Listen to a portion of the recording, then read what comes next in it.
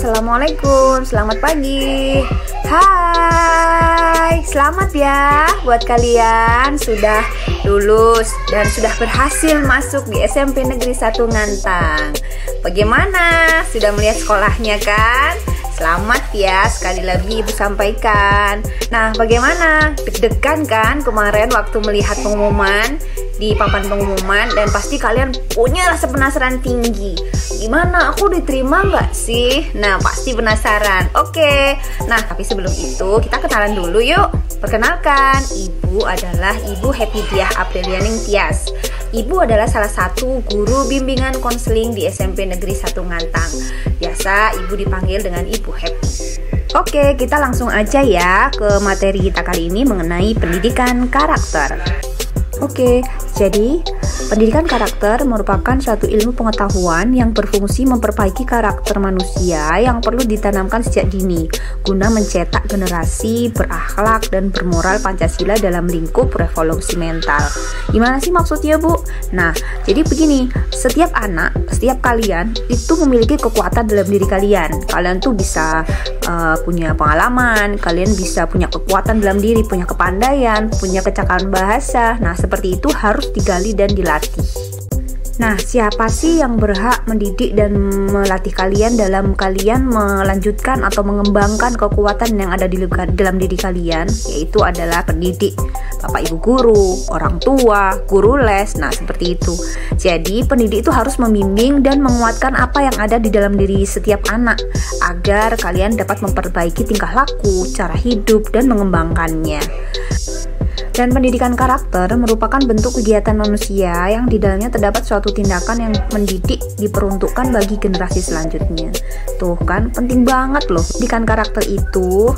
Dan di mana sistem pembelajaran dalam pendidikan karakter itu ditekankan pada lembaga pendidikan agar dapat mempersiapkan peserta didik secara keilmuan mereka dan unggul dalam kepribadian.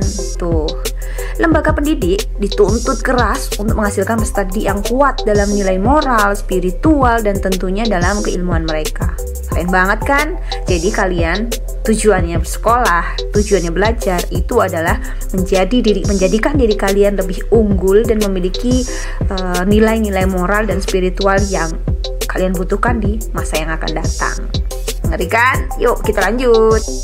Oke, kita lanjut kepada terdapat 5 nilai utama karakter prioritas penguatan pendidikan karakter. Yang pertama, bisa kalian lihat pada gambar, itu ada religius, nasionalis, integritas, gotong royong, dan mandiri.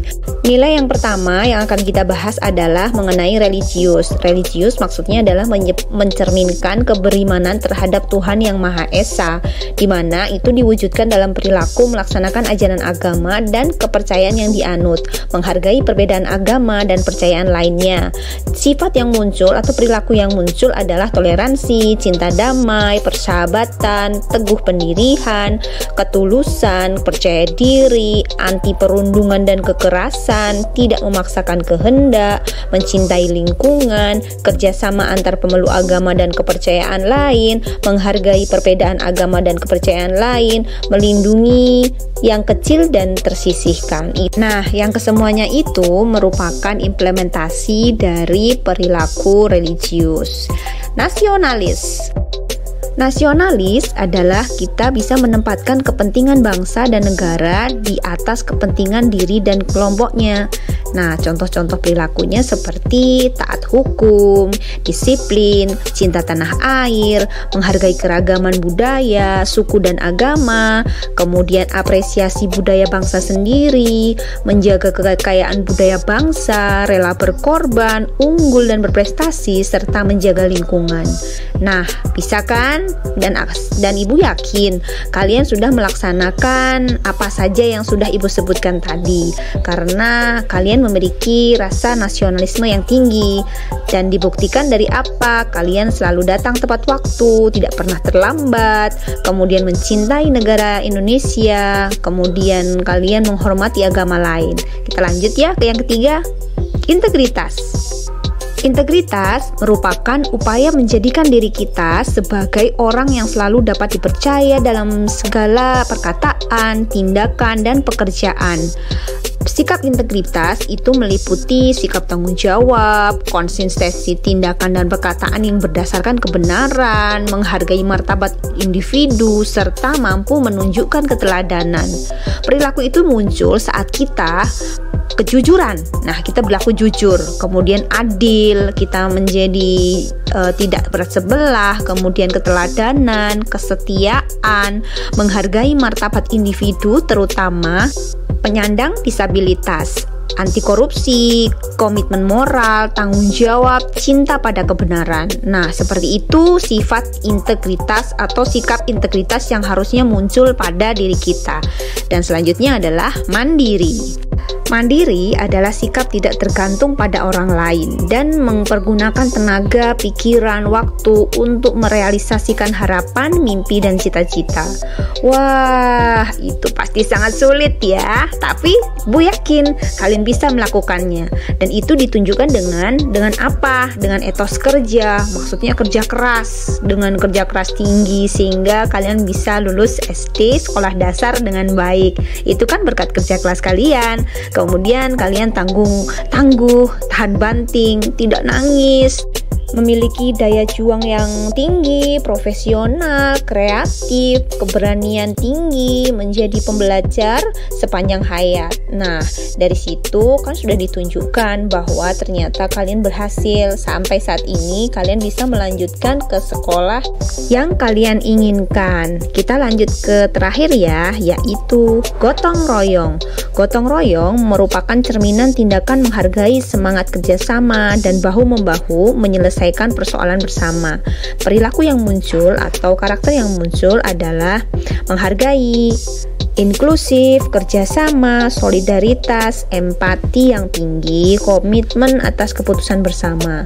Kemudian kalian bisa melaksanakan hasil dari musyawarah mufakat, saling tolong-menolong, anti diskriminasi, anti kekerasan, sikap kerelaan, dan yang semuanya itu adalah dari nilai karakter utama, prioritas, penguatan pendidikan karakter gotong royong. Nah, dari sini sudah sangat jelas kan? Terdapat nilai utama karakter, prioritas, penguatan pendidikan karakter 5 hal tersebut ya kan? Tadi seperti Ibu sebutkan, yang pertama adalah religius, nasionalis, integritas, mandiri, dan gotong royong. Penguatan pendidikan karakter di sekolah juga dapat diintegrasikan melalui kegiatan ekstrakurikuler, kokurikuler, dan intrakurikuler. Dan sudah jelas bahwa ekstrakurikuler merupakan kegiatan untuk mengasah bakat dan minat anak serta keagamaannya. Itu biasanya kita lakukan saat di jam luar kegiatan pembelajaran ya. Maksudnya eskul biasa disebut. Sedangkan kokurikuler adalah kegiatan untuk memperdalam kompetensi dasar pada kurikulum. Yang ketiga adalah intrakurikuler, yaitu mempelajari mata pelajaran umum untuk memenuhi kurikulum. Nah, itu biasanya disebut dengan kegiatan pembelajaran ya. Nah, dari integrasi intrakurikuler, kokurikuler, dan ekstrakurikuler itu terdapat dimensi pendidikan karakter yang disebut dengan olah hati, olah pikir, olah rasa, dan olahraga. Kesemuanya itu dirangkum dalam kegiatan pembelajaran kita. Dimensi etik olah hati, dalam dimensi ini siswa diharapkan menjadi pribadi yang beriman dan bertakwa, sehingga sangat jelas proses prosedurnya, yaitu dengan banyak mendidik dan mengajar anak siswa untuk belajar dan memahami ilmu agama. Yang kedua adalah dimensi literasi atau olah pikiran. Dalam dimensi ini siswa didorong untuk menjadi manusia yang cerdas dan menjadi individu yang unggul dalam bidang akademis sebagai hasil pembelajaran yang bisa digunakan sebagai pembelajaran sepanjang hayat.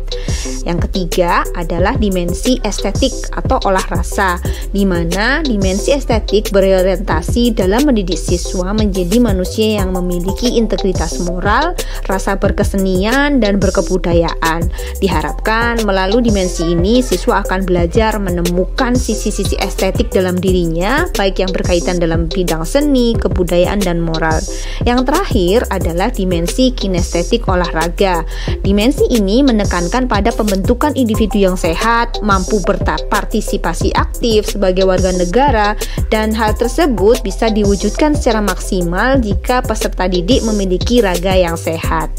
Itu adalah 4 dimensi pendidikan karakter yang diharapkan bisa menjadi instrumen dalam melahirkan generasi bangsa yang cerdas berkarakter.